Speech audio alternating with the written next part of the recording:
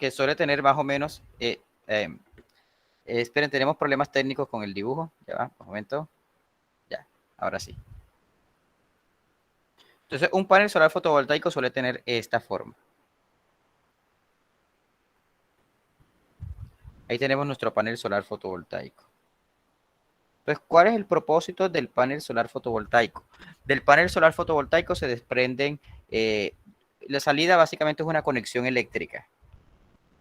Y esa conexión eléctrica tiene una línea positiva y una línea negativa. Entonces aquí yo tengo un más y aquí tengo un menos. Entonces, ¿qué produce un panel solar fotovoltaico a la salida? La energía solar fotovoltaica a él le ingresa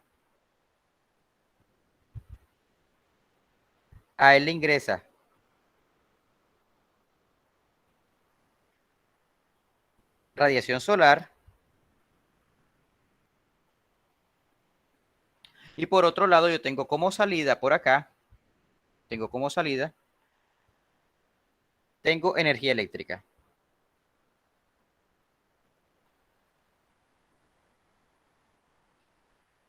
Eso es lo que yo tengo en un sistema solar fotovoltaico.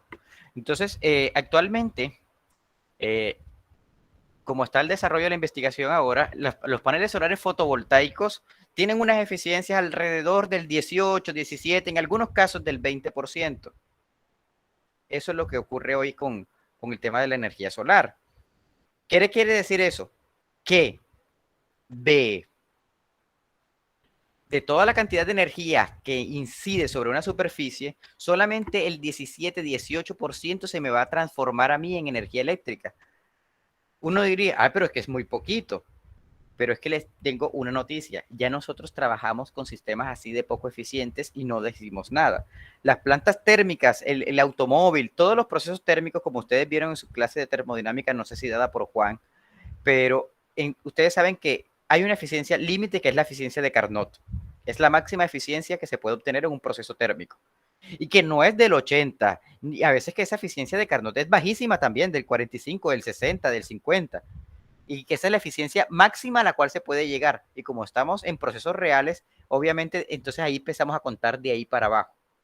Entonces, en los procesos térmicos tenemos eficiencias del 20, del 30, del 40% y no decimos nada. Pero entonces, a veces atacan a la energía solar, pero la energía solar tiene una eficiencia muy alta. Espera un momentico que parece que tengo un problema, parece que la tablet se quiere descargar. Ya, deme un momento.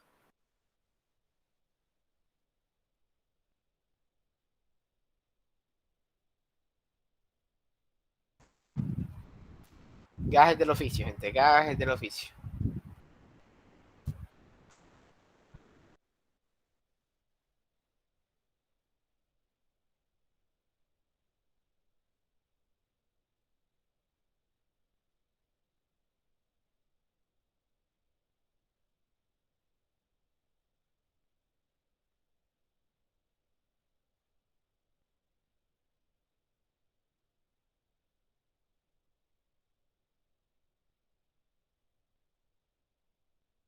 Pues sí, entonces eso es lo que pasa. Esto es lo que hace un sistema. Eso es lo que hace un sistema de energía solar fotovoltaica. Me convierte radiación solar en energía eléctrica y tienen eficiencias que rondan, voy a anotarlo aquí, eficiencias que rondan aproximadamente del 16 al 20%, y eso exageradamente. Ya los últimos ya son no comerciales, sino en desarrollo.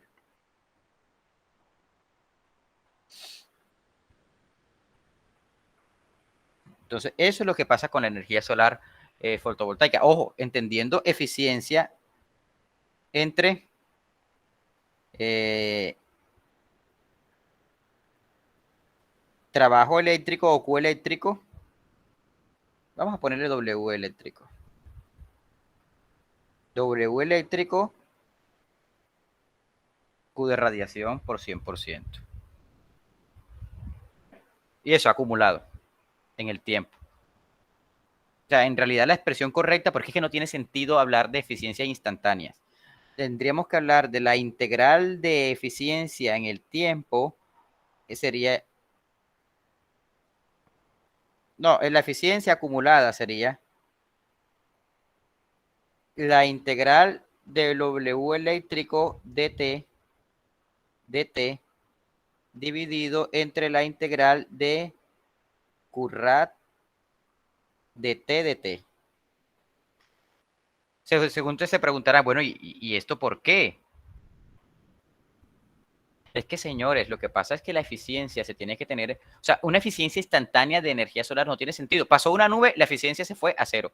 Salió la nube y otra vez, o sea, eso es lo que pasa. Si tapamos, si yo le tiro una sábana al panel solar fotovoltaico, tengo radiación solar cero. Si yo pongo un cero en el denominador y se me daña la ecuación. O sea, solo tiene sentido si yo acumulo, no en términos de vatios, sino en términos de joules, de julios, la energía en el tiempo. Por ejemplo, yo tengo tantos vatios en el tiempo, eso se me vuelve julios. Ya ustedes deben ser expertos en eso. Yo sumo en el día cuántos julios de energía eléctrica se produjeron y anoto cuántos julios de radiación solar me llegaron y yo puedo tener una idea de cuánto es la eficiencia del sistema. Entonces, eso hay que mirarlo en el tema, porque si yo utilizo la ecuación de arriba, estoy viéndolo de forma instantánea y eso no tiene sentido, porque hay que tener en cuenta que hay condiciones meteorológicas. Y entre otras cosas, también hay que entender que la reacción de este sistema al ser eléctrico es inmediata. Usted pasó la nube y eso en un segundo ya bajó la energía eléctrica. O sea, no hay un colchón de amortiguamiento, sino que él baja enseguida la radiación solar. Entonces, ¿cómo se aprovechan estos sistemas de radiación solar fotovoltaica? Entonces, hay varios componentes. Yo tengo, voy a hacerlo aquí de forma simplificada.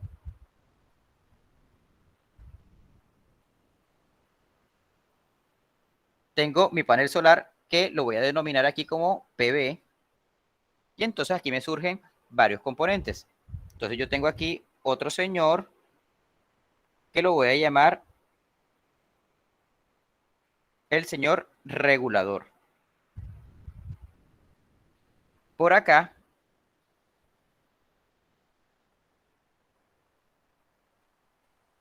yo tengo mis baterías. Y por acá yo tengo un... Claro, para eso tengo el cuadrito este. Por acá yo tengo mi sistema de el inversor. Entonces voy a cambiarle los títulos porque se ven muy aburridos así. Entonces por acá yo tengo el panel solar fotovoltaico como PV, tengo las baterías,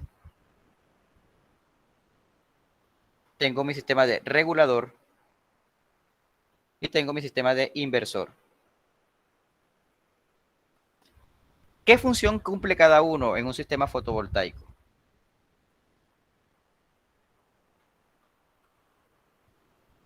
Ya lo veremos. Obviamente, el panel solar tiene la funcionalidad de recibir la radiación solar y por aquí me toma y me transmite la energía eléctrica. Entonces, ¿qué hace el regulador? Esto se controla vía 100% de voltaje. Entonces, mi energía eléctrica pasa por aquí. Aquí puedo tener un flujo bidireccional y aquí tengo un flujo unidireccional. El regulador me está diciendo, ojo, estoy recibiendo mucha radiación. Ah, bueno, y aquí me falta otra salida. La salida, y aquí viene ya lo que es el consumo.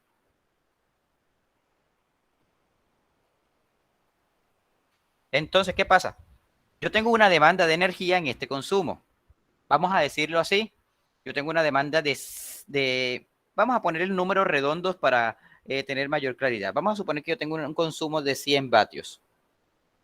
Y yo me están llegando a mí, estoy generando energía eléctrica a una tasa de, por decir algo, 120 vatios. ¿Qué hace el regulador? El regulador me está diciendo a mí, bueno, me están demandando tanto, tengo más energía disponible, ¿qué hago? Puedo mandar para acá a almacenamiento unos 20 vatios. Entonces, envío al inversor 100 vatios y almaceno mi excedente de energía en 20 vatios. Entonces la batería se va cargando. Todo eso lo coordina el regulador. ¿Y cómo se coordina? A través de las diferentes caídas de voltaje que se van generando en cada uno de los sistemas. Entonces, ¿qué pasa? Vamos a suponer, las baterías, estos sistemas suelen trabajar a 12 voltios, que se ponen en serie o en paralelo para aumentar la capacidad y pueden ser sistemas de 24, 36, 84 voltios. Se suelen trabajar de esa manera a mayores voltajes. Recuerden que a mayor voltaje, menos pérdidas por, recuerden la ley de Ohm. La ley de Ohm, ¿cómo decía? ¿Quién se acuerda de la ley de Ohm? A ver si alguno de ustedes estudió algo de ingeniería de los que están aquí presentes. ¿Cómo dice la ley de Ohm? Es una ecuación sencilla. B igual a I por R. Ajá, cabrón. B igual a I por R, exactamente. Pero si yo hago una conversión, también sé que R es igual a B sobre I. ¿Qué quiere decir eso? Ah, no.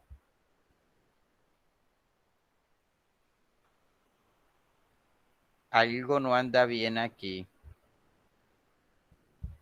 ¿Seguro si era así?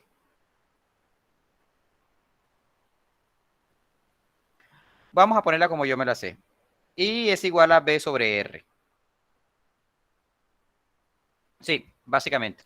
¿Qué me quiere decir eso? Que hay una relación allí entre la resistencia y el voltaje. Entonces, si yo tengo altos voltajes para una misma corriente, pues eso va a generar unas menores resistencias. Eso es lo que está ocurriendo. Entonces, ¿qué pasa? Que se suelen trabajar a los voltajes más altos posibles para evitar pérdidas por resistencia. De hecho, por eso es que la energía eléctrica que llega a nuestras casas, miren que hay diferentes tipos de energía eléctrica. Primero, la que usted tiene en su casa. Segundo, arriba hay unos postes bien, bien altos que se conectan solamente con los transformadores. Y de esos transformadores van a una subestación que vienen de las torres de alta tensión, que esas que uno ve cuando uno va así como para Sagún y por allá. Ahí se ven las torres de alta tensión. Entonces, para entre mayor sea la distancia que voy a recorrer, mayor tiene que ser el voltaje para evitar caídas o pérdidas de energía. Lo mismo ocurre aquí. Entonces, ponen varios paneles en serie para generar mayores voltajes. Pero bueno, eso cuando vean una clase específica de paneles fotovoltaicos se darán cuenta de eso. Entonces, ¿qué pasa? Mi batería se va cargando hasta que alcanza su voltaje. Por ejemplo, si la batería tenía 8 voltios, yo le estoy suministrando 20 vatios, y la batería va subiendo su voltaje, lo va subiendo hasta que llega, por decir algo, a 13 vatios. A los 13 vatios, ya por diferencia de voltaje, si el panel está a 12 vatios, un panel a 12 vatios no le puede mandar energía a una batería a 13 vatios. Perdón, una batería a 13 voltios, un panel a 12 voltios no le puede mandar, porque es como, vamos a decirlo, en mecánica de fluidos, es como si la batería estuviera más alto. El agua por gravedad no va a llegar, un tanque que está a 12 metros de altura no le va a entregar agua por gravedad a otro que está a 13 metros de altura. Entonces, todo eso se regula por voltajes. Suponiendo que ya la batería se llenó, entonces, ¿qué pasa? Ya el regulador tiene a disposición no 20, sino 120 vatios por acá, y acá manda 0 vatios. Ahora, vamos a suponer que se hizo de noche. Si se hizo de noche, ya no tengo estos 120 vatios aquí. ¿Qué pasa? Que le toca a doña batería descargarse y producir esos 120 vatios que hacen falta. ¿Quién coordina eso? El regulador. Y ahí vemos todas las funciones. El panel solar produce la energía eléctrica. El regulador decide si se carga la batería, si no se carga, a quién se levanta la corriente, si no, si hay que coger energía de la batería, del panel, de ambos. Exactamente, eso es lo que hace el regulador. Y el inversor cumple otra función. Recordemos que un panel solar fotovoltaico, así como es un sistema de corriente directa.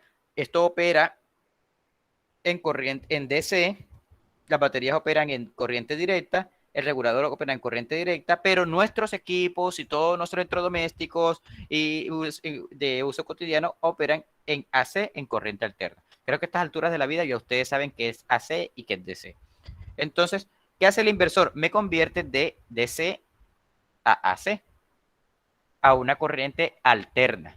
Eso es lo que hace el inversor. En ese proceso él consume un poquito de energía, pero en todo caso hace esa función. Ustedes también tienen un desinversor. En nuestros teléfonos inteligentes, cada uno tiene un cargador. Y ustedes saben que el cargador se compone de dos partes, el cablecito y el cuadrito. El cuadrito lo que hace es convertir esa corriente alterna que utilizamos en el toma corriente y me la vuelve directa otra vez, porque recordemos que las baterías de hoy en día, las baterías trabajan con corriente directa, con DC. Entonces, el cuadrito que usted tiene en su cargador es un inversor, pero al contrario. me pasa de corriente alterna a corriente directa. En teoría, por eso es que surgen, y por eso es que surgen muchos proyecticos donde cargan celulares con paneles solares fotovoltaicos, porque es que ya el panel solar fotovoltaico me produce corriente directa.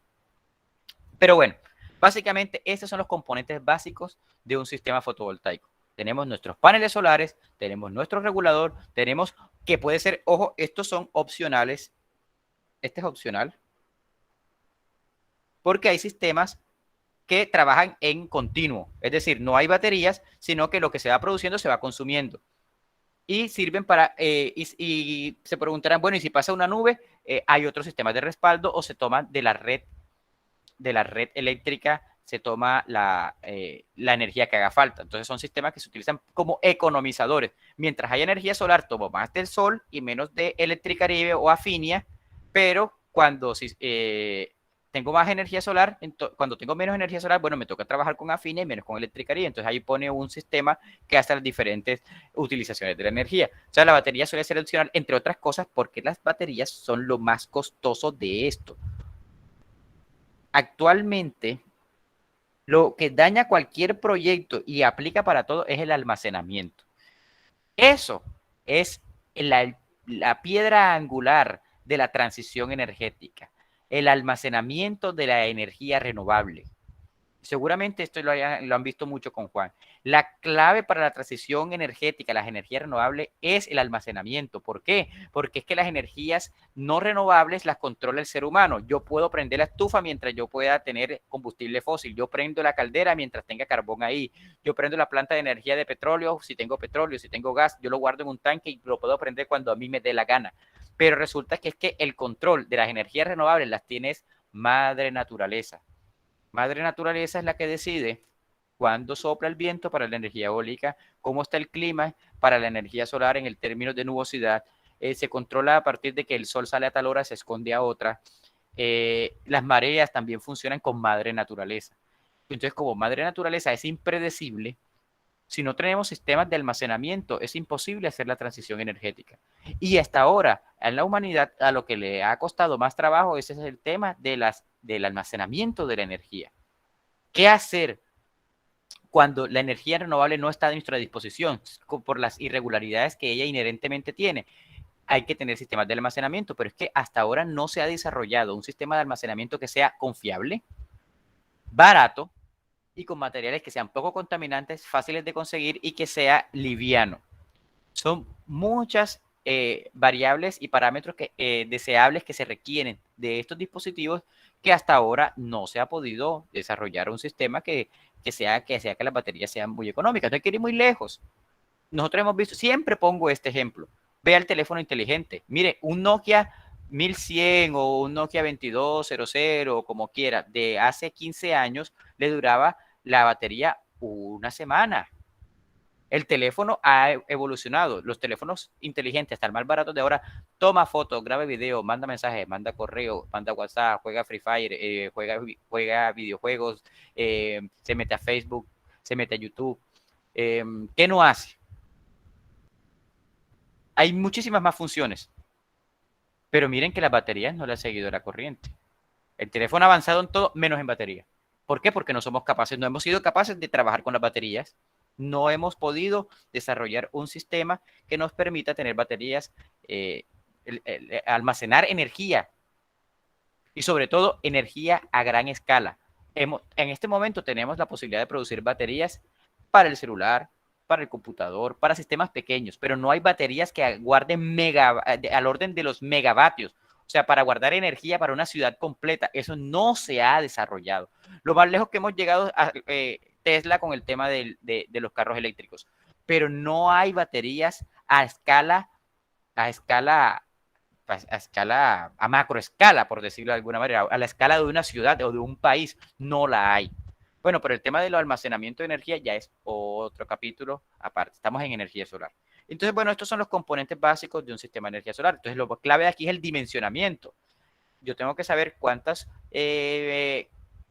vatios hora necesito en el día, cuántos en la noche. Ahí tengo que dimensionar el tema de baterías, cuáles son los inversores, cuántos paneles fotovoltaicos tengo que tener. Si tengo energía en el día o en la noche, si tengo en la noche, tengo que casi que duplicar Por cada vatio en el día tengo que tener un panel, pero por cada vatio hora en la noche también tengo que tener otro para que produzca la energía para poder guardar en las baterías. Entonces, el dimensionamiento de esos sistemas, eso es una clase totalmente aparte, pero eso es muy importante.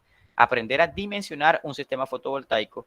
¿Por qué? Porque si tengo, es que es muy amarrado a la demanda. Si yo tengo, si mi demanda, mi consumo es muy nocturno, yo necesito unas baterías bien grandes y tengo que tener paneles bastante para que poder almacenar en el día y utilizar en la noche. En cambio, si mi consumo es mayoritariamente diurno, yo no necesito tanto panel, perdón, tanta batería. Entonces, todo eso va amarrado ahí. Bien, entonces esto en energía fotovoltaica. ¿Hasta aquí alguien tiene alguna pregunta? Como les digo, es la más aburrida de todas. Sin embargo, cada día que pasa, ya tenemos en Planeta Rica, ya se estableció la primera planta de energía fotovoltaica macroescala en el departamento de Córdoba. O sea, ya estamos hablando del orden del megavatio de energía que alimentan el sistema interconectado nacional. No, o sea, ya tenemos aquí en el departamento de Córdoba plantas solares que no están para encender los bombillos de una casa, están para producir energía a la red eléctrica. Y cada vez son más los parques solares que se están desarrollando. Por eso es importante que como ingenieros mecánicos en formación, que son ustedes, vayamos estando a la par con estos nuevos desarrollos de la energía solar, de la energía renovable, porque para allá toda la ingeniería está caminando a esa transición energética a las energías renovables. Entonces, señores, hasta energía solar fotovoltaica, ¿alguien tiene alguna pregunta, curiosidad? Sin miedo, sin miedo.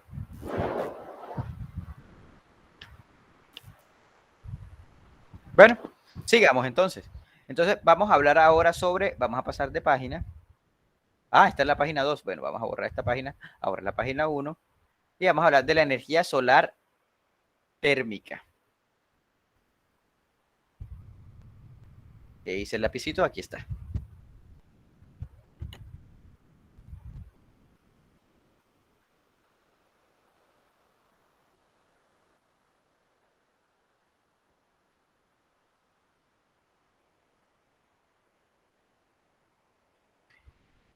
Bien, la energía solar térmica.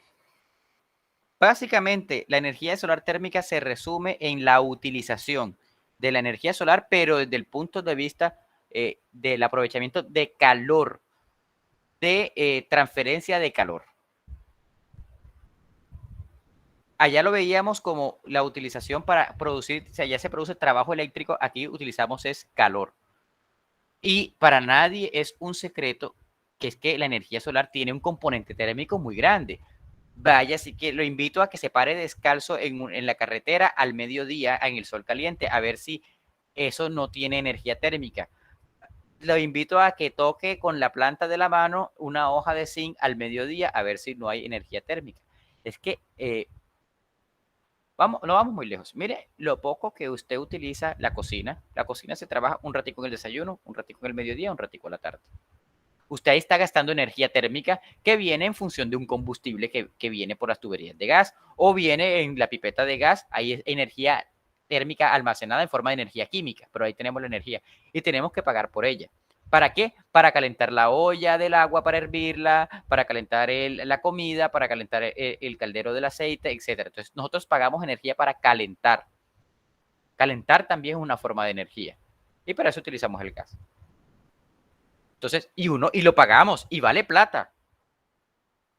Ahora, el sol hace la misma función, calentar, porque eso es lo que nosotros pagamos en el gas, lo utilizamos para calentar la comida, o los combustibles en general los utilizamos para calentar, por ejemplo, calentar un aire, expandirlo para hacerle el movimiento de combustión al interior de un motor de combustión interna, como lo es en el carro, en la moto. Entonces, nosotros pagamos para calentar, pero miren que el sol calienta cuántos y cuántos y cuántos y cuántos metros cuadrados de energía, cuánto vale calentar. Lo reto a usted que caliente una placa de asfalto, de concreto de la calle, a la temperatura a la que el sol la lleva y me dice cuánto gas se va a gastar. En otras palabras, diariamente está llegando una cantidad descomunal de energía térmica que no se utiliza. Y está llegando gratis afuera y sin embargo nosotros pagamos para calentar cosas.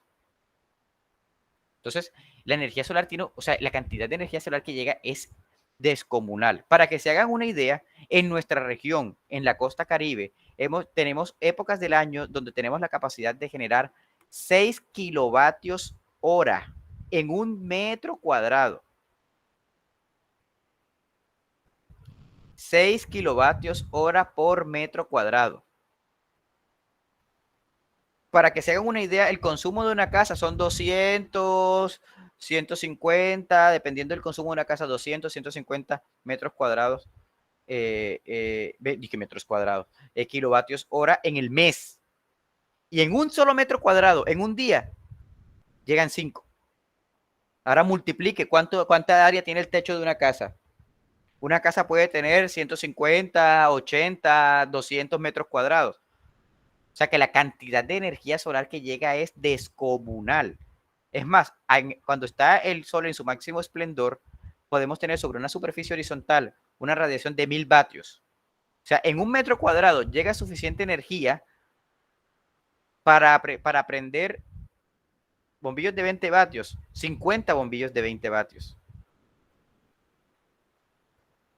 O para encender, por ejemplo, 10 televisores de 100 vatios. O para encender un aire acondicionado. Un aire acondicionado que la gente se lo piensa 2 veces para prenderlo un ratico en la noche porque le va a venir la factura, o incluso para comprarlo porque le va a venir la factura muy, muy costosa. En un metro cuadrado hay suficiente energía térmica que convertida en eléctrica, por decir algo, hay suficientes vatios para encender un aire acondicionado en un solo metro cuadrado. Entonces, esta es la energía que se ve o que se avisora a futuro como la que tienen la mayor capacidad de producir energía a gran escala. La energía solar térmica. Entonces, ¿cómo se utiliza la energía solar térmica? Entonces, la energía solar térmica se puede descomponer en varias fuentes. Las usuales son las siguientes. Tenemos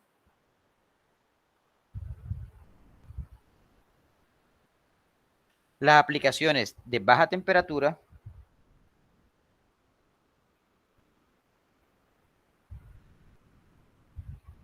tenemos las aplicaciones de media temperatura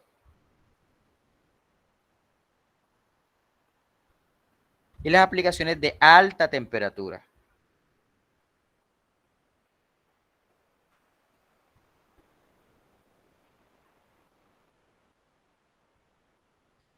Dirán, pero qué clasificación tan poco creativa. Es cierto, pero es que detrás de esto hay otras cosas. Las aplicaciones de baja temperatura operan alrededor. Esto es para temperaturas menores a los 120 grados Celsius. Si no estoy mal, esto ya es de 120 grados Celsius y menores a, por ejemplo, 300 grados Celsius. Y ya aquí tenemos temperaturas que superan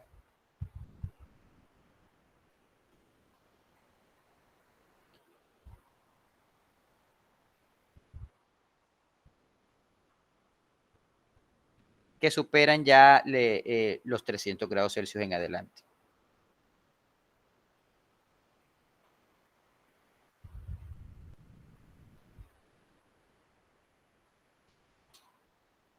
Y bien, entonces, ¿qué pasa con las aplicaciones de baja temperatura? Las aplicaciones de baja temperatura suelen ser estrategias pasivas de generación de energía. Ahí tenemos los paneles solares, los colectores solares de placa plana, el secado solar, por ejemplo, cuando en frutas, hortalizas y en la agricultura exponen el cultivo, lo secan, lo cierran con unas películas y dejan al sol para que se seque. O sea, mejor dicho, la aplicación de baja temperatura es la aplicación del sol en sí misma, así como viene el sol, tal cual. Son las aplicaciones que van allí. Ya la media y la alta temperatura ya vienen de la mano con estrategias de concentración solar. Entonces, estas que están acá son con concentración. Y esta ya es sin concentración.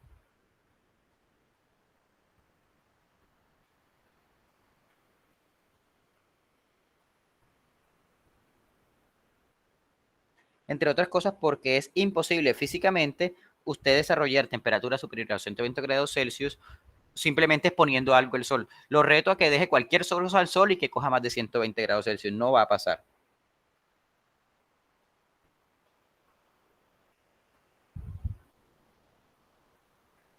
Sin concentración. ¿Cómo así concentración y no concentración? Concentración solar es el acto o es el hecho de utilizar el flujo de radiación solar que se expone normalmente sobre una área de incidencia y utilizar esa misma cantidad de flujo, pero sobre una área de incidencia menor. Básicamente es el equivalente en mecánica de fluidos de, si usted tiene tiene una manguera, cerrar la boca de la manguera para que salga el flujo a mayor velocidad. Eso es. Entonces, ¿qué hago yo en la concentración solar? Y eso se nos obliga también a hablar entonces del tema de concentración solar.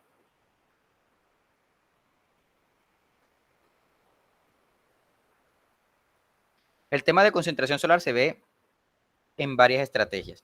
La primera de ellas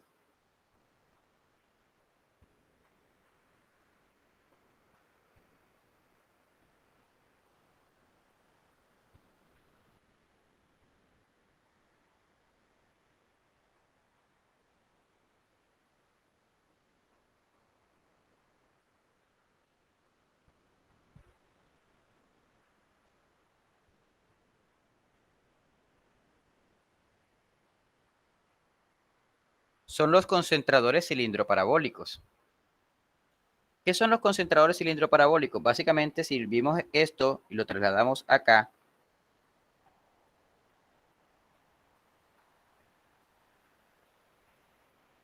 vamos a hacerlo más grande.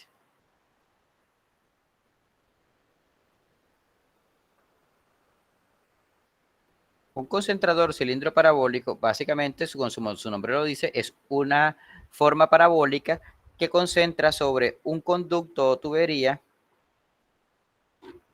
aquí, los rayos solares. Entonces, yo tengo los rayos solares incidentes y todos esos rayos solares se van concentrando aquí. Y que básicamente eso, básicamente es este señor que está aquí. Entonces yo concentro los rayos solares sobre una tubería. ¿Y cuál es el propósito de hacer eso? Que yo tengo la energía solar que incide sobre toda el área proyectada de ese concentrador cilindro parabólico. ¿Por qué se llama cilindro parabólico? Porque o sea, tiene la forma cóncava de una parábola, pero son alargados como un cilindro. Y en el centro o en el foco de esa parábola se encuentra un conducto y por ese conducto se hace pasar fluido de trabajo. Se utilizan aceites, se utilizan sales, se utilizan diferentes tipos de materiales que lo que hacen es que recibir esa radiación solar incidente para calentarse. Posteriormente, ese flujo o ese material caliente se mete en un ciclo que ya ustedes conocen, que ya lo habían visto con Juan seguramente, en un ciclo para generar vapor, para mover una turbina que produce energía eléctrica. O en algunos casos, algunas empresas que trabajan con esto utilizan directamente para calentar el material o el producto que necesitan incrementarle la temperatura. Pero ¿qué hace? Entonces, ¿cuál es el propósito? Yo tengo el flujo de energía solar que cae sobre un área, entonces yo lo concentro sobre un punto. Dirán, ¿para qué lo voy a concentrar si el flujo es el mismo? O sea, energía que entra igual a energía que sale. La energía que entra a la superficie cilindroparabólica, por decir algo, son 1000 vatios. Y ella va a concentrar esos mismos 1000 vatios, pero en un área más pequeña. ¿Yo qué busco con esto? Les pregunto. ¿Cuál es el término termodinámico que estoy buscando? Estoy intentando incrementar qué cosa. Y estos deben saberlo ya. A estas alturas ustedes están ya en electiva, ya ustedes están para graduarse. Ya deberían saber qué es lo que se incrementa. No hagan quedar mal a Juan. Terrible. ¿Y Juan, tú le diste termodinámica? No, a estos no. Mm. Esta se los dio Arnold. Bueno, No, Arnold no, perdón, ¿Cómo se es los la dio pregunta? Jorge Mario. bueno, yo mismo llamaré a Jorge Mario. Voy a tomar las notas entonces aquí. Le voy a decir a Jorge Mario, mire, aquí estos no saben termodinámica. No, ¿cómo es la pregunta, bro? Y tampoco prestan atención. La pregunta es, si yo tengo el área de energía solar que incide sobre una superficie, ¿por qué yo la concentro? ¿Qué busco con concentrar esa energía solar en un punto? Si básicamente la energía es la misma, o sea, no se va a producir más energía. Si el sol me manda sobre un área 1000 vatios voy a sacar de ahí. No voy a sacar ni más ni menos. Entonces, ¿yo para qué la concentro? ¿Qué busco con eso? Hacer la concentración de energía solar en ese sistema parabólico en un punto o en un conducto, en una línea.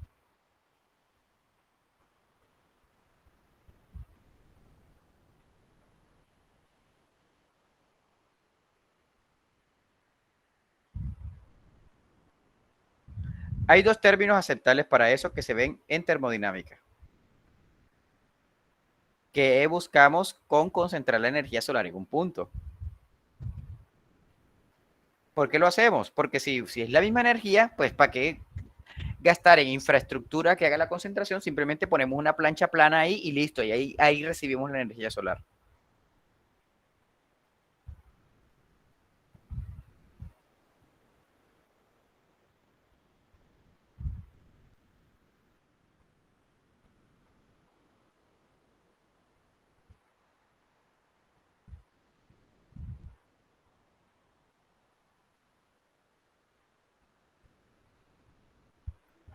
Si no estoy mal es porque cuando se concentra, se convierte en una energía térmica que, que da mayor temperatura. Esa, la palabra clave es se incrementa la temperatura. Y si yo tengo una temperatura mayor, ¿qué se me incrementa? Término termodinámico para eso. Si yo tengo una temperatura La energía superior a la de interna. los alrededores, ¿qué tengo? Tengo una energía de mayor qué? O tengo un flujo de mayor qué cosa. Hay mayor qué. Si la temperatura se me subió con respecto a la de los alrededores, tengo mayor, mayor.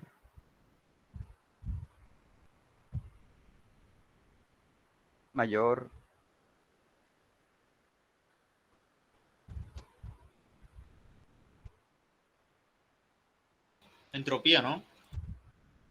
Se parece el término, pero no.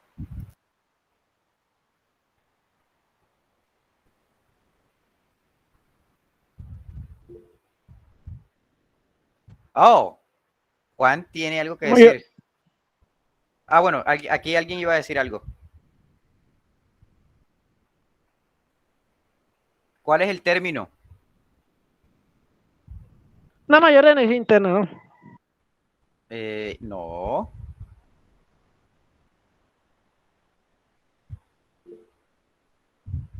A ver, Juan, saca la cara por tu curso. A ver si soy yo el que atino. ¿Se consigue una mayor calidad de la energía? Exacto, y la palabra de la calidad de la energía se mide como...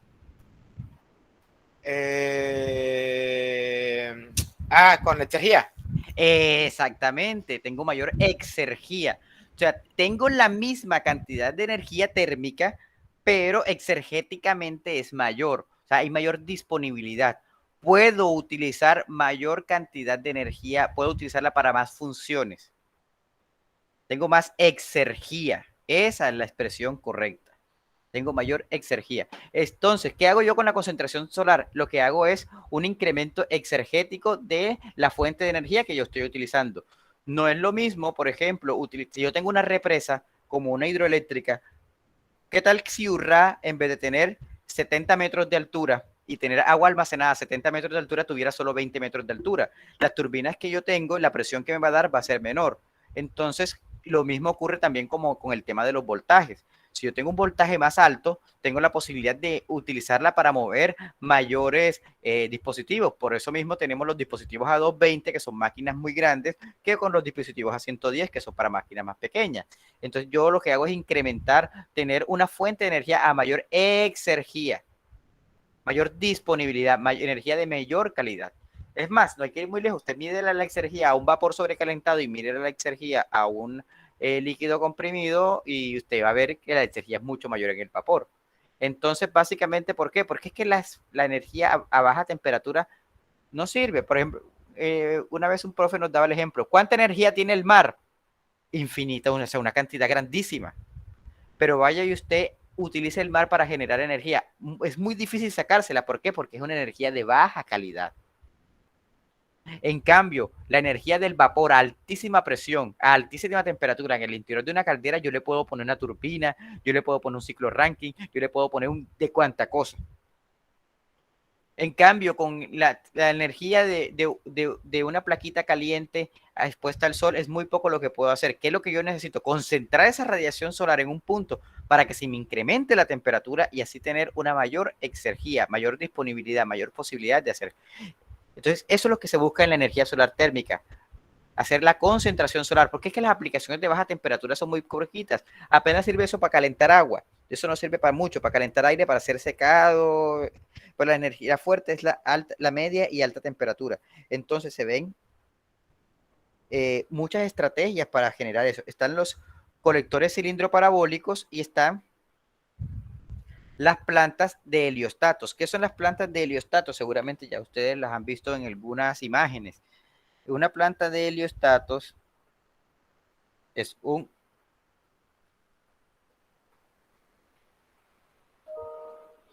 concentrador central, una torre central,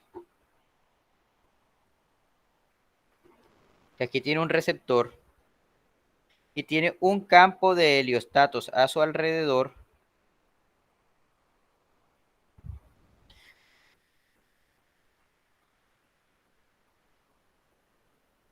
que son unos espejos que redirigen la radiación solar al receptor. Y son cientos y cientos y cientos de pequeños espejos que van concentrando la radiación solar hacia el receptor. Y entonces aquí concentran toda esa energía y producen flujo de material o de un fluido de trabajo a altísima temperatura que eventualmente se va a utilizar en un sistema de generación de potencia, ya sea con un ciclo Rankine, con ciclo, etcétera, todos los ciclos posibles de vapor. Entonces, aquí tenemos los concentradores de cilindro parabólicos y tenemos el sistema de heliostatos. Son las formas más comunes de radiación solar. Hasta aquí alguien tiene una pregunta respecto a la concentración solar y la energía solar térmica.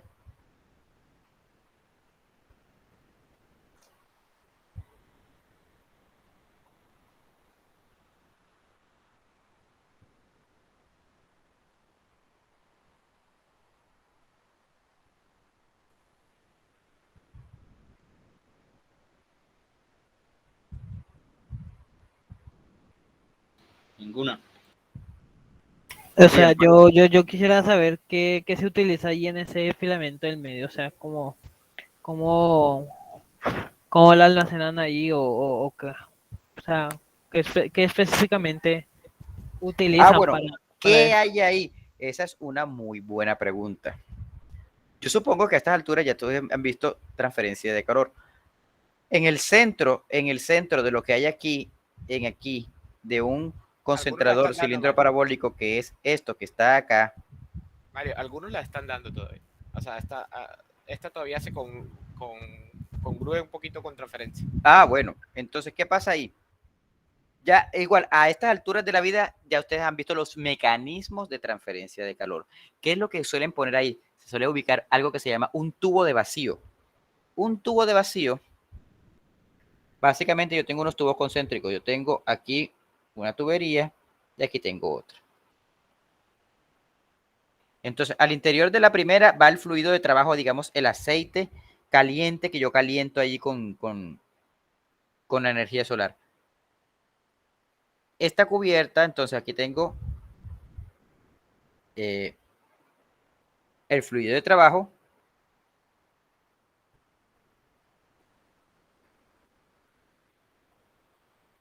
Aquí tengo en la superficie, tengo un material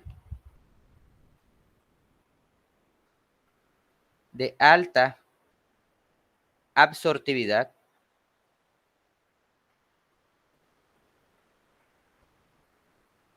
y alta conductividad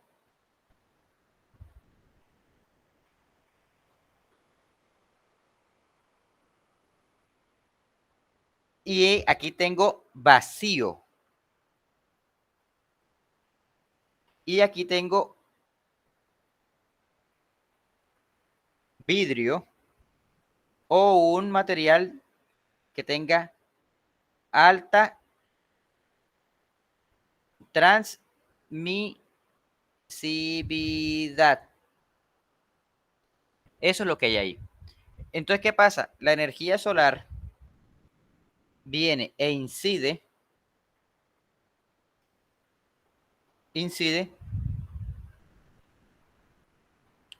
la energía solar concentrada, por supuesto, ya viene concentrada, incide sobre esa superficie. Como ese vidrio tiene alta transmisividad, esa energía pasa e incide nuevamente sobre la superficie que está en el tubo de vacío, que como tiene alta absortividad, absorbe buena parte de esa energía, la mayor cantidad posible. Y entonces, y como tiene alta conductividad, la transfiere hacia el fluido de trabajo porque es altamente conductiva. Entonces, ¿por qué el tubo es de vacío? Ahora, los que están viendo transferencia de calor, ¿por qué creen que el tubo tiene vacío? ¿Cuántas semanas de clase van ya? Esto lo deberían haberlo visto. Para aislar el calor acumulado, ¿no? No. Recuerden su clase de mecanismos de transferencia de calor, que es lo primero que se ve en transferencia de calor. Sí, ya llevamos mes y pico. O sea, ya esa clase, te juro que esos fueron por lo menos la primera clase. Porque yo soy Repita la pregunta, hágame el favor. ¿Por qué? ¿Cuál es la función del vacío en los tubos de vacío? O sea, ¿por qué? ¿Qué ventaja me tiene tener eso vacío? ¿Por qué algo tan costoso como un tubo que no tiene nada dentro con vacío?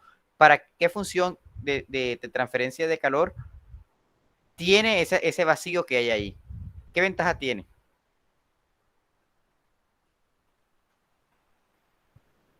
No aumentan la transferencia de calor por medio de la convección. La respuesta tiene que ver con eso, pero no es por ahí. Que elimina las pérdidas ¿Y qué tipo de pérdidas? por conducción, por convección, ¿Por conducción o por convección? por las dos. ¿Y qué pasa con la radiación?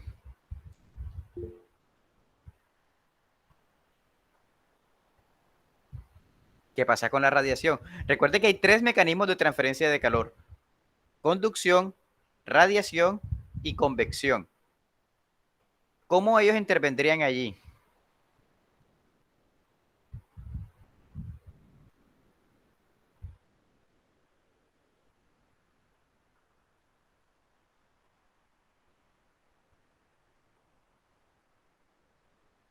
Y con el vacío, ¿cuál de ellos estamos quitando de ahí? Eliminamos la radiación, ¿no? Bueno, parece ser que efectivamente no han visto transferencia de calor. Lo que pasa es lo siguiente, muchachos. Miren, lo que ocurre aquí es que yo tengo esas flechas rojas me representan la radiación solar. Yo quiero que la radiación solar se me quede en mi fluido de trabajo, en ese fluido que va ahí amarillo, que va en el centro. Yo no quiero que se me vaya. ¿Por qué? Porque yo tengo que aprovechar la mayor energía solar posible. Entonces, yo tengo que evitar al máximo las pérdidas. Entonces, recordando los mecanismos de transferencia de calor, recuerden que hay varias formas de transferencia de calor hacia los alrededores. Como el tubo no está en contacto con nada, entonces la conducción que es por contacto no va a involucrar ahí. Entonces me quedan 2 pérdidas. Tengo las pérdidas por convección y tengo las pérdidas por radiación.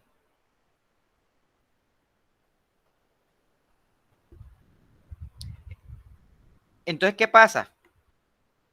Esas son las pérdidas usuales. Pero ¿qué ocurre si yo tengo vacío? Recuerden que la convección es la transferencia de calor que hay entre una superficie sólida y un fluido. Si hay vacío, ¿qué quiere decir? Que desde el interior metálico de esa tubería va a salir solamente la radiación hacia afuera. solamente va a salir la radiación. No puede salir la convección porque no hay medio para transferirse. Como no hay fluido, no hay convección. Entonces, la radiación solar entra en forma de radiación, pasa por el vidrio que tiene alta transmisividad. La transmisividad es la capacidad de dejar que la radiación pase a través de. Llega a ese material de alta absortividad. Absortividad es la capacidad de absorber la radiación. Entonces el fluido se calienta. Perdón, el fluido y también el material del tubo interno se calientan. Al calentarse van a haber pérdidas. Pero entonces si yo tengo el tubo rodeado de vacío, no hay pérdidas por convección, solamente hay las pérdidas por radiación, porque yo tengo vacío para sacar la convección de ahí. Entonces así garantizo de que la menor cantidad posible de energía se me escape nuevamente a los alrededores y aproveche al máximo esa radiación solar. Eso es lo que pasa ahí. Entonces de ahí viene la pregunta de este tema de cómo está hecho ese tubo que va en medio. Es un tubo de vacío. Y es de vacío precisamente para aprovechar. Dirá uno, uy, pero qué costoso sacar el aire de ahí, qué costoso es ese tubo de vidrio al vacío, debe tener un espesor grandísimo para que aguante la presión de la atmósfera.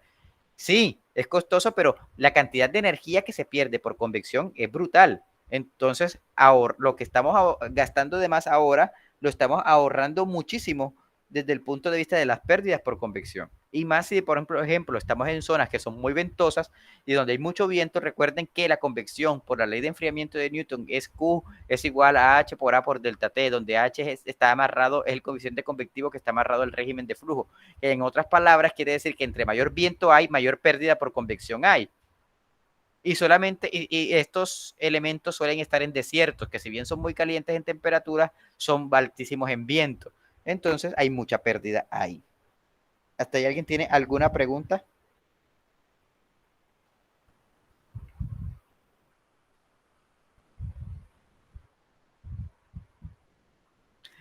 Bien, entonces recordemos, miren lo que llevamos hasta ahora. Tenemos la energía solar térmica y la energía solar fotovoltaica. La energía solar fotovoltaica me produce mi energía eléctrica a partir de la radiación solar y aquí los sistemas térmicos me producen calor, exactamente, flujo de calor que yo utilizo en otros procesos a partir de la energía solar. Que básicamente es lo mismo que utilizamos hoy en día. Hoy quemamos carbón, petróleo, diésel, gas para tener energía térmica, para impulsar flujos de vapor a través de turbina para generar energía. Pues si ese calor lo obtengo de combustibles fósiles, ¿por qué no lo puedo obtener de la energía solar? Eso es lo que se busca con el tema de la energía solar térmica.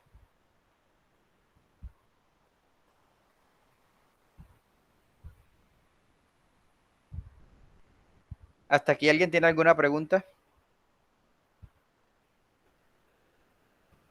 ¿No? Bueno, vamos con la última fuente de energía. Claro, que esto simplemente es una clase muy introductoria, porque a la hora de la verdad, cada una de estas tecnologías son una ciencia completamente aparte. El diseño de las superficies, es más, esto tiene hasta muy amarrado con el tema de la ciencia de los materiales.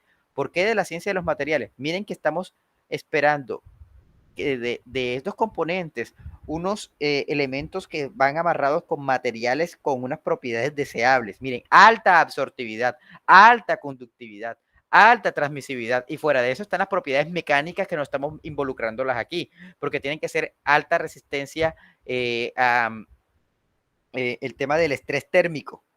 Que recuerden que con los cambios de temperatura se producen se produce esfuerzos térmicos al interior de los materiales. Entonces también tiene que soportar el estrés térmico también.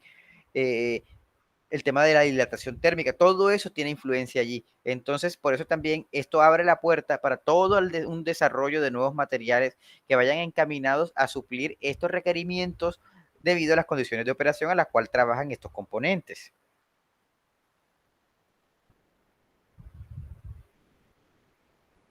Y no solamente desde el punto de vista de materiales, desde el punto de vista de la termodinámica también, saber de la transferencia de calor, porque esos receptores, de hecho, hace poquito, antes de ayer, estuve en la defensa de una tesis doctoral de uno de los compañeros que trabaja en el tema de cómo deben ser estos receptores que están acá arriba en estas torres para aprovechar al máximo la radiación solar. y otro hacía una tesis de el sistema de control que deben tener los espejos para en caso de perturbaciones, por ejemplo, por nubosidad, que tapen cierta parte del campo de heliostatos, cómo redirigir los espejos para manejar el tema de la temperatura al interior de ese receptor. Es más, el receptor tiene la temperatura que se alcanza es tan elevada que hay que coordinar los heliostatos para que no incrementen tanto la temperatura que por exceso de temperatura se vaya a dañar los materiales que están allí. Entonces, todo eso detrás de esto, hay toda una ciencia, toda una ingeniería detrás. Bueno, y la última fuente de energía que tenemos es la energía biosolar o fotobioreacción, etcétera. Yo lo voy a resumir con energía biosolar.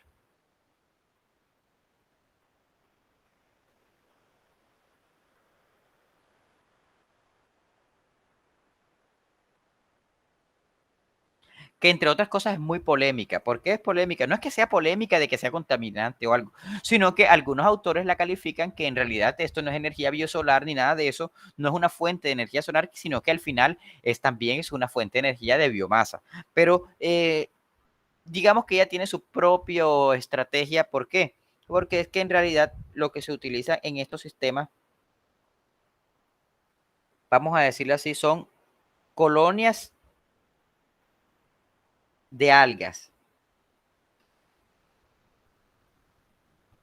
que están conectadas por diferentes conductos. Entonces son... no. Son tuberías y tuberías llenas de microalgas, que son pequeñas algas que aplican la fotosíntesis. Entonces, ¿qué hacen? Al recibir la radiación solar,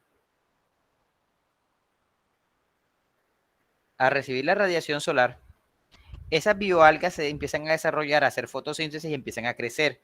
Y entonces, con el tiempo, esas bioalgas se utilizan como biomasa y se pueden, a través de diferentes procesos químicos, se pueden obtener biocombustibles.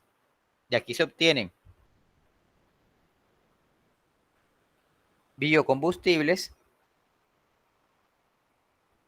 que más adelante se utilizan en diferentes fuentes de aprovechamiento de energía. Entonces, algunos dicen que esta en realidad es una bioenergía de la biomasa, pero es que en realidad algunos la ponen aparte porque es que la biomasa es, por ejemplo, el tema de cultivo agrícola, que uno cultiva una planta y la planta está pasivamente en su suelo. Pero en cambio, en el tema de la energía biosolar es que nosotros creamos un medio especial para que algas que normalmente no se utilizan para esta condición se desarrollen allí, entonces por eso lo consideran como los fotobioreactores como energía solar también. Entre otras cosas, ¿por qué lo consideran como energía solar? Porque normalmente la energía de la biomasa lo que se busca es maximizar la parte agrícola. Por ejemplo, si se utiliza a partir de la tusa de maíz, de la madera, de los excedentes agrícolas, lo que se busca es maximizar la producción agrícola. Pero en cambio la energía biosolar lo que se busca es la maximización, por ejemplo, del área de exposición, de los flujos que deben mantener esos conductos para que las algas no se mueran. Por ejemplo, si se hace pasar a través de una bomba, los álabes de la bomba, o sea, no se pueden utilizar bombas centrífugas porque los álabes de las bombas centrífugas matarían las algas.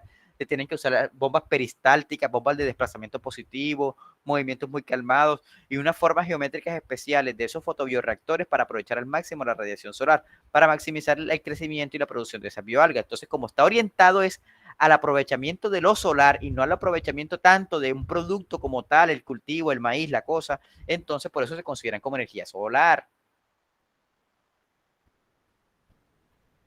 Entonces, algunos también la energía bioquímica, la energía solar bioquímica, o sea, tiene muchos nombres, pero en realidad esos son los procesos que ocurren allí. Señora, ¿hasta aquí alguien tiene una pregunta?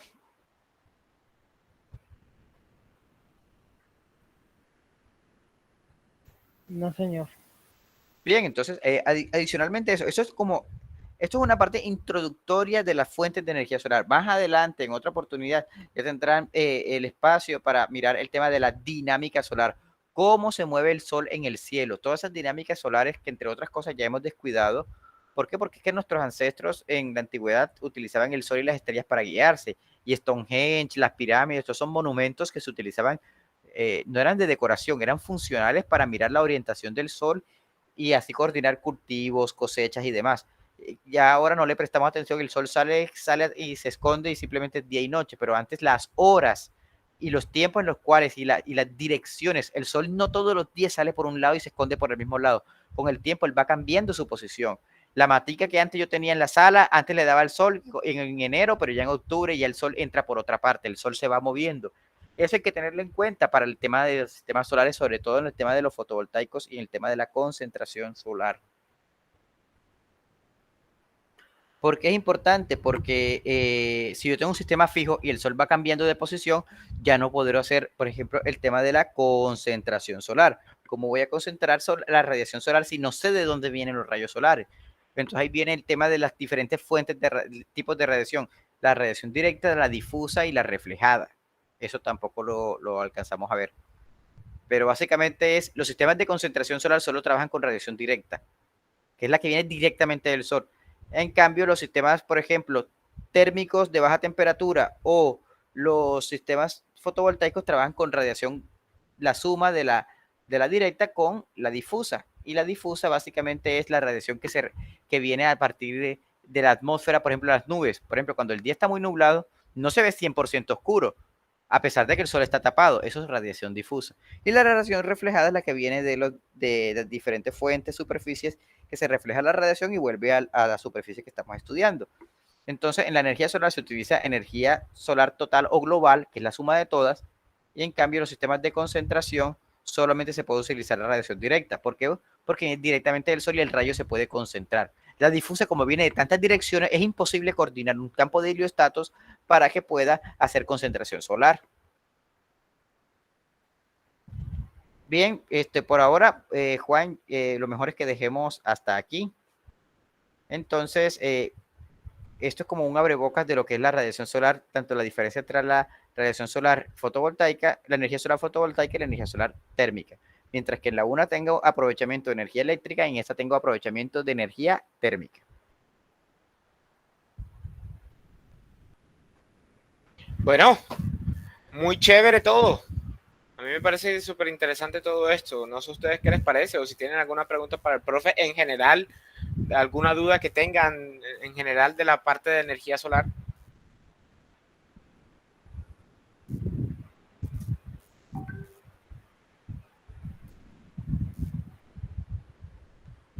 Bueno, por lo que veo no hay mucho para participar. Entonces yo creo que por ahora esto es como un breve avance de cómo va o cómo se divide actualmente y las formas de aprovechamiento de la energía solar. Muchas gracias, Mario. Bueno, cuando esto. quieras, ya sabes que aquí estamos. Perfecto, Mario. Y muchachos, entonces ya ustedes saben, Mario, todo esto se hace con el fin de que ellos tienen la actividad de investigación y que es averiguar, echar una ojeada del estado del arte de todo lo que es la energía solar y ver qué están haciendo actualmente, ¿cierto? Y apropiarse de un artículo y exponerlo, o sea, ver los fundamentos detrás de los artículos de hoy en día para ver si se animan mucho con la parte de investigación. Bueno, sí, así es por artículos, pues yo tengo algunos aquí también. Voy a compartir mi pantalla y les voy a mostrar los artículos en los cuales nosotros hemos desarrollado y creo que hasta el ingeniero Arnold también ha trabajado mucho en el tema de investigación en temas de energía solar. Okay. Puede ser cualquier artículo de energía solar, ¿cierto? Sí, que esté relacionado al aprovechamiento de la energía, sí. Bueno, listo, sí. Sí, claro, profe, listo, ya entendí. A ver, Mario, ¿nos decías? Sí, voy a compartir en la pantalla para mostrarle algunas investigaciones en energía solar. Por ejemplo, aquí tenemos, aquí en la pantalla, ¿sí alcanzan a ver? Estamos viendo todavía el tablero. Qué raro, aquí me sale que ya yo compartí. Entonces voy a descompartir el tablero. Sí, de pronto es que estás compartiendo ventana.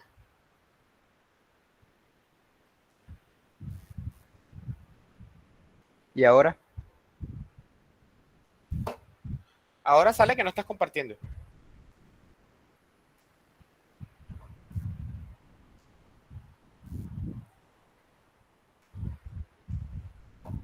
Listo, ahora sí. Bueno, este artículo lo trabajamos en la Universidad del Norte con el profesor Mauricio Carmona y básicamente consiste en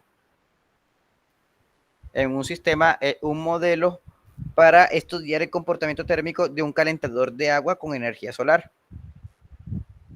Esto básicamente es lo que ocurre ahí. La energía solar incide sobre esta superficie de vidrio, como les había comentado, un material que tenga alta transmisividad transmite la radiación hacia una superficie metálica con alta absortividad y a través de estos conductos que están aquí se genera energía térmica que es transferida hacia el fluido de trabajo que pasa por su interior. Pero la interesante de este artículo es que estamos trabajando en la investigación de el almacenamiento de la energía solar térmica y para eso tenemos debajo de la placa absorbedora de este sistema tenemos unos cavidades con material de cambio de fase, que es un material que se va fundiendo aprovechando el tema de calor latente para almacenar energía térmica. Entonces, yo almaceno aquí energía térmica durante el día, estos materiales se calientan y cambian de sólido a líquido y durante la noche transfieren esa energía de regreso a la placa para seguir generando calentamiento de agua durante la noche a pesar de que ya el sol no está disponible. Entonces, esta es una investigación que realizamos a través de un modelo en Simulink, hicimos una validación del modelo, vimos que el modelo aquí en gris se ve la eficiencia predicha experimentalmente porque tuvimos una plataforma experimental, o sea, tuvimos un colector de verdad, que es este que está aquí, con instrumentación, y lo comparamos con lo que veíamos en el modelo, veíamos un buen ajuste aquí en el modelo, y también hicimos un estudio de las diferentes temperaturas de los componentes. Tenemos la temperatura de salida de agua, temperatura de la placa absorbedora, temperatura del vidrio, y miren cómo la parte experimental coincide muy bien con la parte teórica. Entonces, para eso después, para hacer un análisis de la energía. Evaluamos también el sistema en una condición con ceros despejados, que es esta, que se ve que la radiación no va cambiando a lo largo del día, y en esta con cielos nublados, en la cual las diferentes nubosidades van generando alteraciones a lo largo del día en las temperaturas que se producen en el sistema de calentamiento.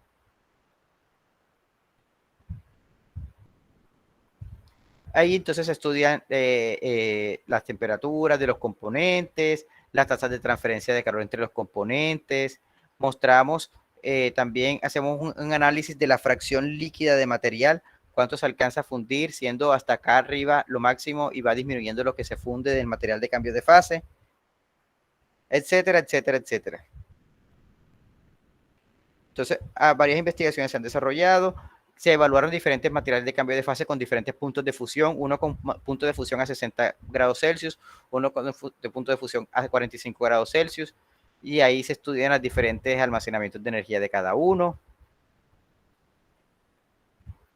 Aquí se puede observar cómo el material de 45 grados Celsius se funde más. ¿Por qué? Porque la temperatura es más fácil de alcanzar. Una temperatura baja es más fácil de alcanzar por un sistema de energía solar de baja temperatura que una temperatura tan alta de 60. Entonces el de 45 grados se funde más y por lo tanto tiene un tiempo mayor de descarga durante la noche. Entonces todo eso se ve en este artículo. También por acá tenemos otro artículo donde ya estudiamos comparativamente dos colectores iguales, uno con material de cambio de fase y uno que no lo tiene, para comparar si efectivamente el material de cambio de fase hace que el sistema sea mejor o que sea peor. Aquí están los dos componentes construidos en la vida real, donde se encontraban los sistemas de sensores y demás. Y se evaluaron diferentes 4 casos de estudio, considerando inclinación del panel, considerando diferentes materiales de cambio de fase y considerando la inclusión de una pasta térmica que mejora el contacto térmico entre el sistema de almacenamiento y la placa absorbedora. Y aquí entonces estudiamos bajo diferentes condiciones, etcétera, etcétera. Profe, y los costos, profe, fueron altos para hacer el... No, en este momento no se puede hablar de costos porque toda esta tecnología es experimental. O sea, no tiene sentido de hablar de costo a esta escala tan pequeña porque estamos evaluando el fenómeno si es viable técnicamente. Ya viendo si el fenómeno es viable técnicamente, ahí sí se pasa a una escala comercial para estudiar el tema de costos. Pero, es decir, hay una cosa que se llama los niveles de desarrollo de la tecnología. Entonces, esos niveles van desde la parte teórica, donde se concibe una idea, desde que se llega a una escala de laboratorio y posteriormente ya a una escala de demostración y después una escala de prototipado y después una escala de evaluación comercial preliminar y después ya el prototipo comercial ya cuando el producto sale al mercado. En este caso, este tema son colectores. Si uno se pone a estudiar de costos, salen carísimos. ¿Por qué? Porque no se producen en masas, porque son a la medida muy específica de lo que estamos desarrollando. Es como por decir algo, usted va a hacer una hamburguesa y le aseguro que usted una hamburguesa no la saca hecha por usted más barata, con o sea, todo lo que da en McDonald's, usted no lo saca más barato que McDonald's, no lo saca, comprando las cosas y haciéndolas usted, doblando los cartoncitos donde se van las papas, pintándolos, poniendo los tarritos, haciendo la gaseosa, picando el hielo, enfriando el hielo, haciendo la hamburguesa, no la saca al precio de McDonald's. ¿Por qué? Porque ya es una economía en masa, a una economía de escala. Entonces, ya a un nivel experimental no se puede hablar de costos todavía. Nosotros estábamos hablando de la viabilidad técnica y les voy a decir que la viabilidad técnica sí la hay. Les voy a mostrar por dónde les puedo demostrar eso. Ya no me acuerdo ni de esto. Veamos a ver. Aquí está. Estas gráficas de aquí muestran el calor útil. En la línea más oscura se muestra el calor útil con sistema de almacenamiento y en la línea más clara sin sistema de almacenamiento. Obsérvese que, miren aquí. Aquí hay 2 días de trabajo, donde a las 18 son las 6 de la tarde del primer día y las 30 son las 6 de la mañana del segundo día. Miren que en la línea negro oscuro a las 18 se acabó, no hay más calor útil, pero en cambio la línea gris, miren cómo siguió entregando energía durante la noche. ¿Qué quiere decir esto? Que el sistema de almacenamiento sí trabaja. Pudimos producir energía solar térmica durante la noche. Claro que miren que en el día la gráfica gris es menor que la negra. ¿Por qué? Porque es que yo sacrifico energía en el día, ¿para qué? Para almacenarla en mi sistema de almacenamiento. ¿Para qué cosa? Utilizarla durante la noche. Entonces miren cómo en los diferentes casos de estudio la cosa fue mejorando. Primero probamos material de cambio de fase, pero ¿qué pasaba? Con el tiempo, sí entregaba energía de noche. Miren que este cayó aquí, pero el otro siguió, pero se fue decayendo. ¿Por qué fue decayendo? Porque trabajaba más que todo en la región sensible, porque la temperatura de fusión del material de cambio de fase estaba muy alta. Entonces cambiamos por un material de cambio de fase con una temperatura de fusión más baja y el resultado fue mejor, pero todavía decaía en el tiempo. ¿Qué hicimos? Incluimos una mejora de conductividad entre el material de cambio de fase. Voy a mostrarles la gráfica.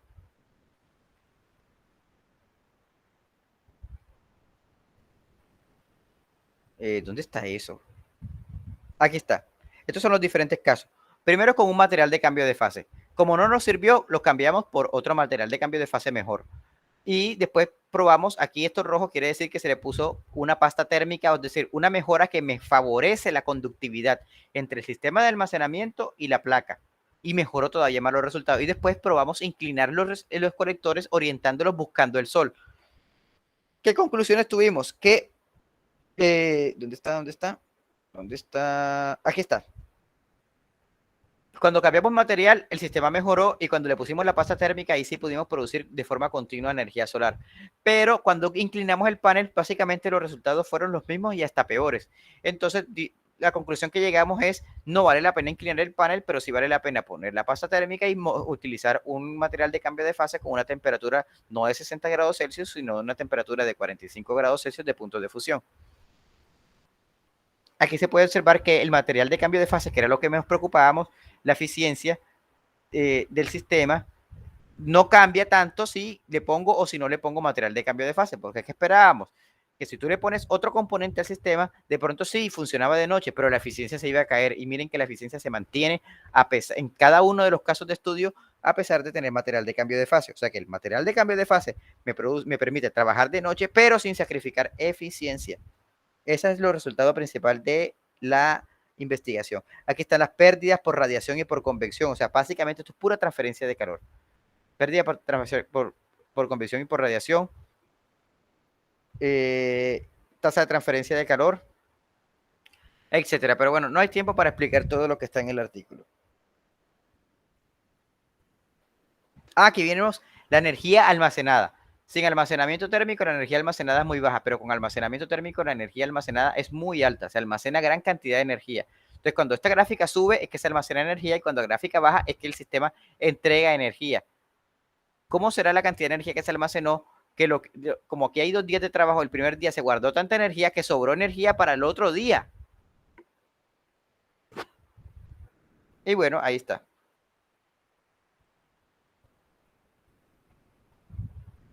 ¿Alguna pregunta?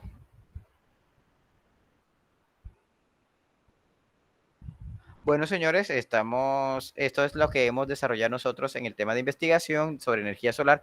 Mi campo de investigación principal es el almacenamiento de la energía solar térmica. En eso es lo que yo trabajo.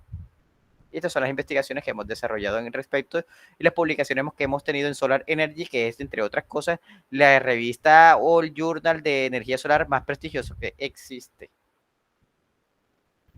Excelente, Mario. Bueno, Muchas pues yo felicitaciones. hasta aquí los dejo yo entonces. Yo creo que ya quedan en manos de Juan. Perfecto, Mario, te lo agradezco. Bueno, Juan, de aquí gracias al por cielo. invitarme. Entonces, en otros Listo, días nos profesor, estaremos muchas viendo. gracias. Bueno, Muchas gracias, profe. bueno, entonces yo voy a ir cerrando aquí. Bueno, muchachos, ya saben lo que tenemos pendiente entonces. Próxima clase, planear, averiguar, investigar artículos con respecto a la energía Profe, solar. disculpe. Sí, señor.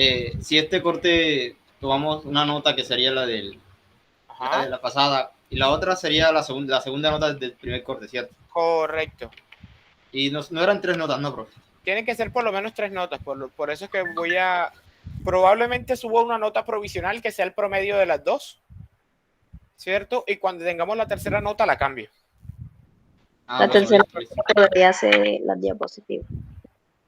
Sí, no se preocupen, por eso no se preocupen. O sea, yo me encargo de eso. Probablemente la nota que suba ahora, que se supone que es la otra semana, que tengo yo plazo para subirla después de las presentaciones, probablemente la nota que suba va a ser el promedio de las 2 presentaciones, ¿vale? 50-50.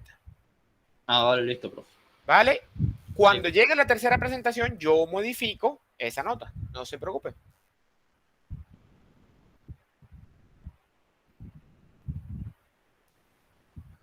Listo. Listo, profe.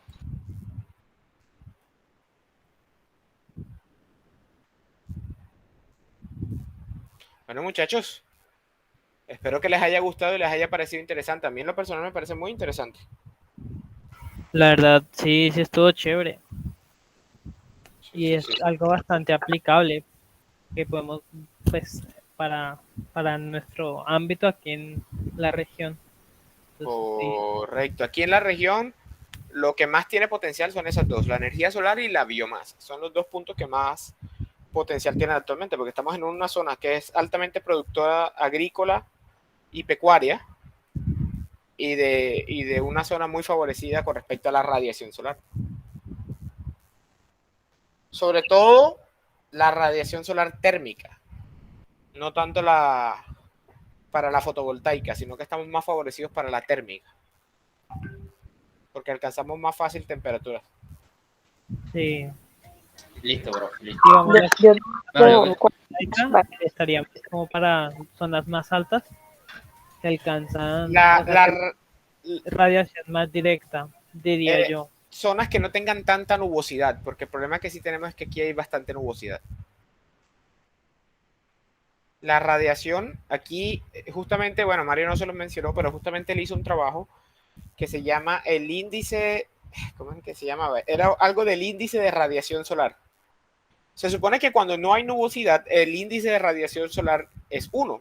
Quiere decir que toda la radiación solar que llega a la Tierra se puede absorber por un panel solar, ¿cierto?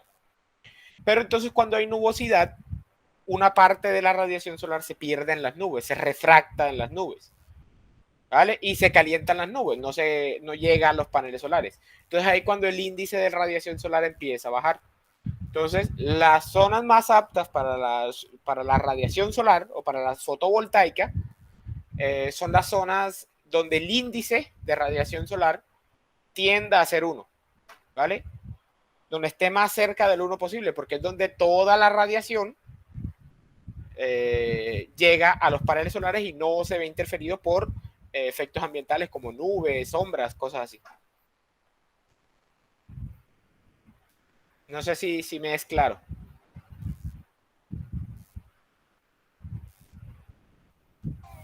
Sí, Sí, profe, sí, claro. Vale, entonces eso funciona así, eso es muy chévere y todo lo que es, me hubiese encantado que alcanzara el tiempo para que él viera, hiciera algo de los movimientos del sol y todo, pero bueno, eso ya les quedará, creo que la que sigue es ya fuentes alternas de energía, entonces ya ahí sí habrá más tiempo para dedicarle a la energía solar 2 o 3 clases continuas, ¿vale? Y ahí sí ya habrá más para hacer, más tela para cortar. Como él les dijo, esto no es de una clase, esto es de varias clases. Por eso él les habla de los fundamentos individuales y de los términos básicos que se emplean en cada forma de aprovechamiento de energía solar. Pero bien, chévere. Sí, señor. Bueno, pues, muchachos, que tengan un feliz día. Camilo, en unos minutos te va a llegar, o si es que ya no te está llegando el parcial. Nada, profe, no me ha salido todavía en el correo. 5:59, seguramente lo hace en la mitad del minuto. Ya eso va a llegar, Ah, va bueno, actualizando. Listo, profe. Bueno, pues, bueno, muchachos, que tengan una feliz semana. Nos vemos la próxima semana. Recordemos presentaciones. Igualmente, profe, hasta luego. Bueno, pues, Bueno, hasta luego. hasta luego. Hasta luego. Hasta luego.